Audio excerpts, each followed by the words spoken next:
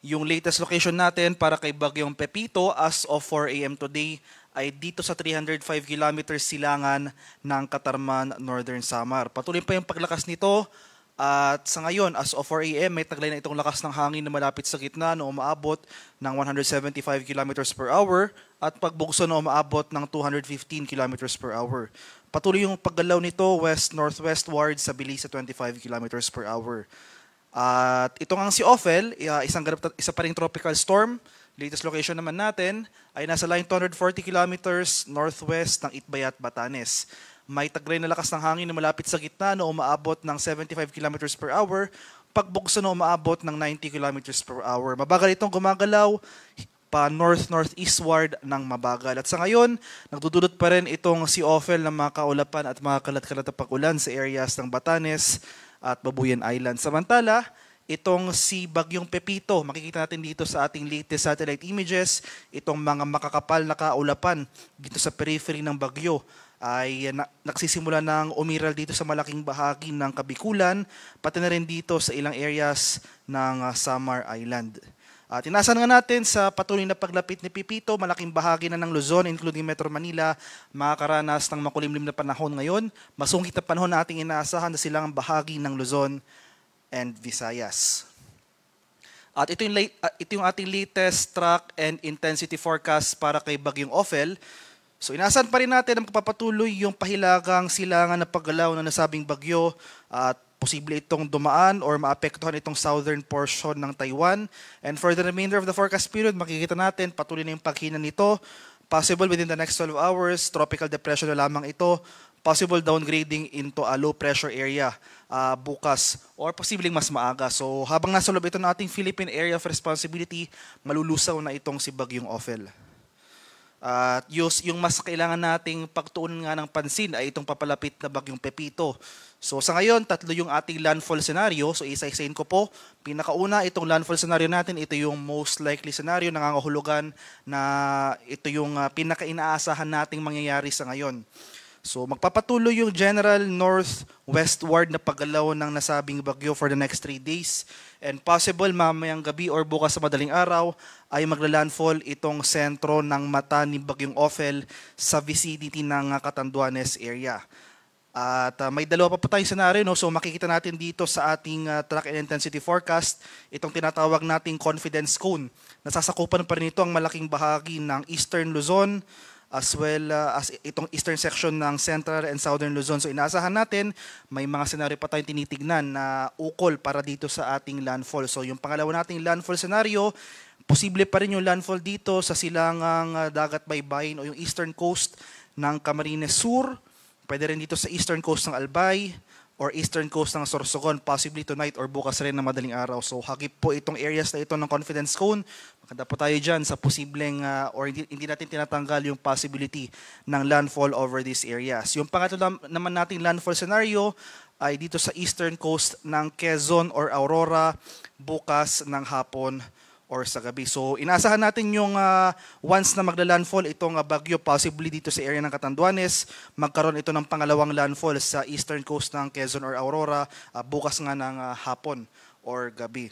So kailangan natin bigyang pansin, no? So porket hindi pa magla-landfall ang bagyo sa atin, hindi po nangangahulugang hindi natin mararamdaman yung mga malalakas na epekto nito. So hindi lang po isang punto ang bagyo, no? Malawak ang epekto ng Bagyong Pepito. So inaasahan natin habang lumalapit ito sa ating kalupaan, yung mga impacts na ating inaasahan na dala ng bagyo, una-una sa lahat itong malalakas na hangin, posibleng mahagip itong eastern section ng Luzon as well as itong eastern section ng Eastern Visayas. Asahan na rin natin malalakas sa pag-ulan, heavy rainfall sa most of Luzon area. At pangatlo, nandyan rin yung posibilidad ng storm surge o yung daluyong ng bagyo, especially sa mga low-lying or coastal areas. At inaasahan nga natin na magpapatuloy, so habang nasa karagatan itong si Bagyong Pepito, magpapatuloy yung paglakas or intensification nito. Possible, mas mag-intensify pa ito into a super typhoon category sa mga susunod na oras prior to landfall sa mga areas na nabanggit ko. And after landfall, inaasahan nga natin ang slight weakening or bahagyang paghina ng bagyo, possible by Monday. Humina ito bilang isang severe tropical storm na kung saan nasa labas na ito na ating Philippine Area of Responsibility. At dahil nga mas lumapit na itong sentro ni Bagyong Pepito sa ating kalupaan, nagtaas na tayo ng tropical cyclone wind signal number 3. So as of 5 a.m. today. So may palugit po tayo, no? Warning lead time na 18 hours. So asahan natin itong mga malalakas na hangin sa areas under wind signal number 3. As of 5 a.m., may signal number 3 sa Catanduanes, sa eastern portion ng Albay, sa eastern portion ng Camarines Sur, sa easternmost portion ng Sorsogon at itong northernmost portion ng Eastern Samar. At inaasahan natin, may signal number 2 tayo as of 5 a.m. today dito sa nalalabing bahagi ng Camarines Sur, sa rest of Albay, rest of Sorsogon, dito sa Ticao Island, sa lalawigan ng Camarines Norte, at itong easternmost portion ng mainland Quezon. So kabilang na dyan dito ang Polillo Islands. May signal number 2 rin tayo sa ilang areas ng Visayas, itong northern portion ng Eastern Samar, dito sa northern portion ng Samar at sa nalalabing bahagi ng Northern Samar. At signal number 1 naman, may palugit or warning lead time ng 36 hours. So itong mga areas na ito possible, no? Wala pa tayong nararanasan pagbugso ng hangin. Pero ayun nga po, dahil sa lead time for the next 36 hours, magsisimula tayo makakaranas ng mga malalakas na hangin na dala ng papalapit na Bagyong Pepito. So nalalabing bahagi ng Masbate, including Boreas Island, dito sa area ng Marinduque, nalalabing bahagi ng Quezon, dito sa area ng Laguna, sa Rizal, dito sa Cavite, sa Batangas, Metro Manila, sa area ng Zambales, Bataan, Bulacan, Pampanga, Tarlac. May signal number 1 rin dito sa area ng Nueva Ecija, sa Aurora, Nueva Vizcaya, dito sa area ng Quirino, dito sa bahagi ng Isabela, central and southern portions ng Cagayan, Pangasinan, La Union, Ilocos Sur. May signal number 1 rin dito sa area ng Abra, southern portion ng Apayao, Kalinga, Mountain Province, Ifugao, at sa Benguet. Sa areas naman ng Visayas at sa Mindanao, may signal number 1 rin dito sa nalalabing bahagi ng Eastern Samar, nalalabing bahagi ng Samar, dito sa Biliran, northern and central portions ng Leyte, dito sa northeastern portion ng southern Leyte, northernmost portion ng Cebu, including dito sa area ng Bantayan Islands, itong northernmost portion ng Iloilo, at itong northern portion ng Dinagat Island sa bahagi ng Mindanao. Kaya sa mga nabanggit ko pong lugar, especially areas under wind signal number 2 at wind signal number 3, asahan natin na mas makakaranas na tayo ng mga malalakas sa pagbugso ng hangin dahil malapit na nga itong sentro ng mata ni Bagyong Pepito sa ating bansa. Kaya maghanda na tayo, patuloy tayong maghanda sa banta ng mapaminsalang hangin na dala ng papalapit na Bagyong Pepito. In terms naman of heavy rainfall, ay yung mga malalakas sa pag-ulan na dala ng bagyo, as early as today, so lumalakas na yung mga pag-ulan nating inaasahan, intense torrential rains, ito yung mga areas shaded by red, dito sa area ng Catanduanes, heavy to intense rains, areas shaded by orange, so inaasahan natin for today, dito sa area ng Camarines Sur, Northern Samar, at Eastern Samar.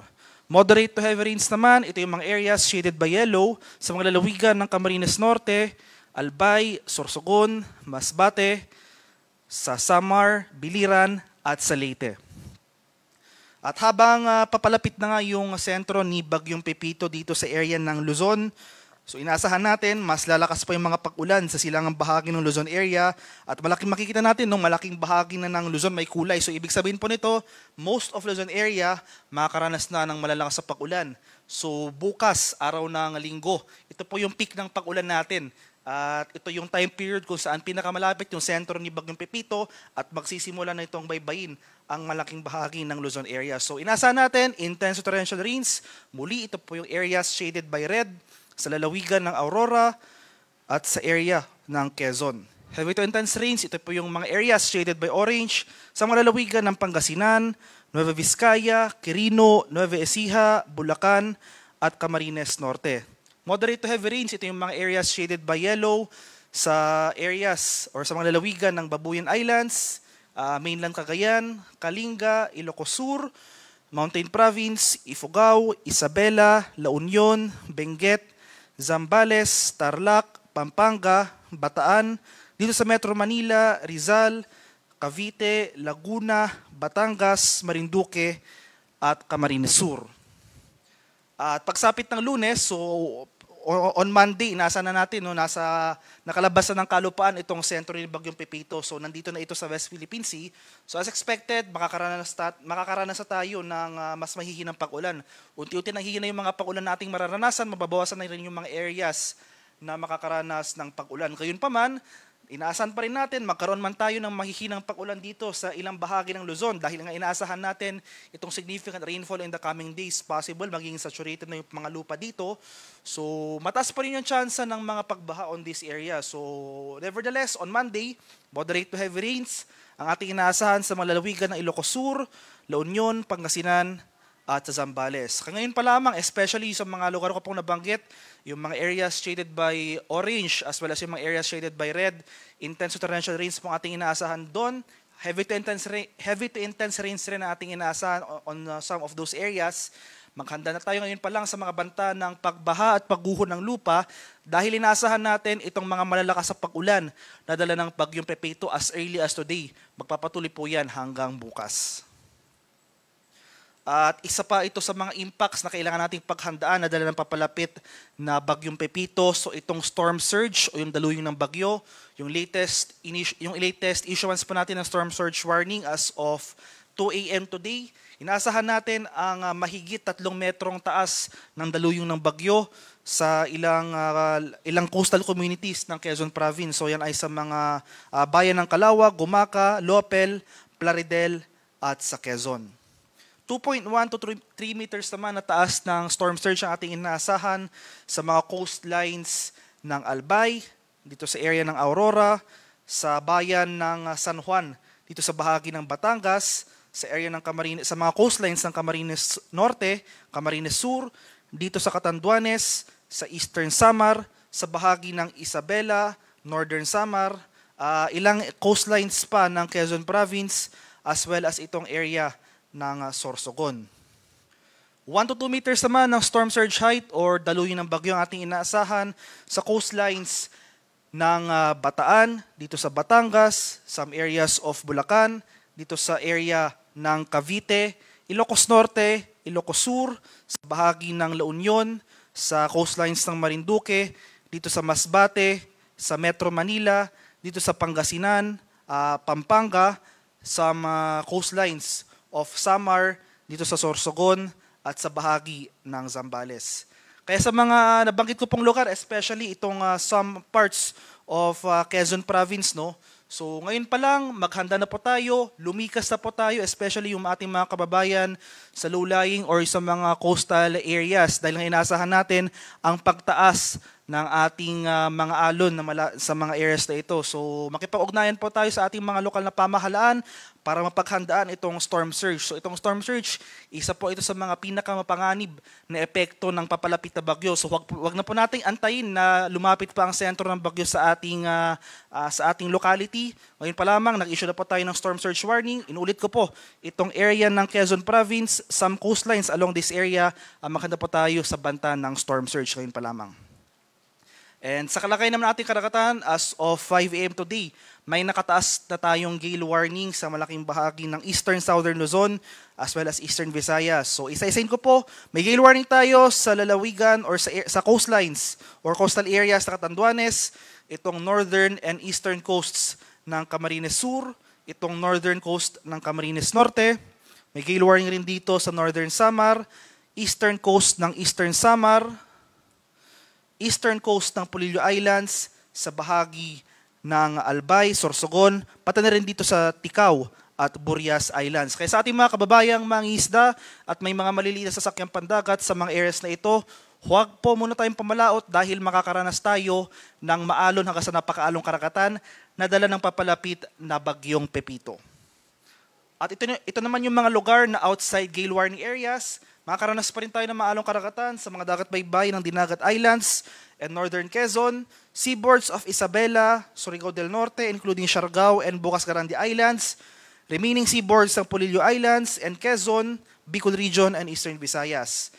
Maalong karagatan rin na ating inaasahan sa eastern seaboards ng Cagayan, Babuyan Islands, seaboard of Surigao del Sur, seaboards of Marinduque, Romblon, and Northern Cebu. Kaya sa ating mga kababayang maglalayag sa mga areas na ito, iba yung pag-iingat rin sa banta ng maalong karakatan na dala ni Bagyong Pepito.